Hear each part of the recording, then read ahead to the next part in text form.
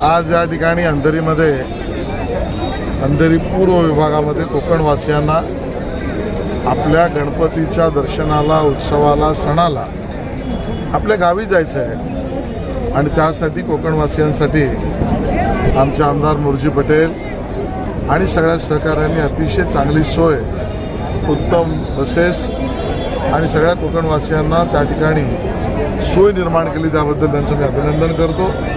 आणि या सगळ्या बसेस सोडवण्याच्या या कार्यक्रमामध्ये आणि कोकणवासियांचं दर्शन घेऊन गणरायाच्या चरणी नतमस्तक होण्याच्या कार्यक्रमात सहभागी होतो. उद्धव ठाकरेंच्या स्वरात सूर मिसळत राज ठाकरेंनी देखील आता मतचोरीचा आरोप सरकारवर. मतचोरी नसून मती चोरीला गेली. जे या विषयावर बोलत आहेत त्यांची मती म्हणजे बुद्धी याच्यावर शंका निर्माण व्हावी अशी परिस्थिती आहे. त्यामुळे मतचोरीचा विषय नसून मती चोरीला गेल्याचा विषय आहे आणि म्हणून स्वतःच्या पराभवाची कारणं ही त्या यंत्रणांवर फोडायची. यातून या पक्षांना काहीच बळ मिळणार नाही.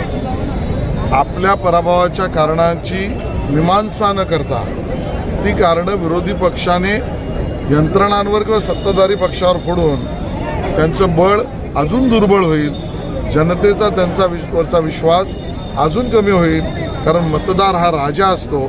त्याने निवडून दिलेले आमदार आम्ही समोर आहोत. मराठा आरक्षणाच्या मुद्द्यावरती पुन्हा एकदा मनोज जरांगे ते मुंबईत 29 तारखेला आंदोलन करण्याचा अधिकार सगळ्यांनाच आहे. आपलं म्हणणं मांडण्याचाही अधिकार आहे आणि सरकार मराठा समाजाबरोबरच आहे.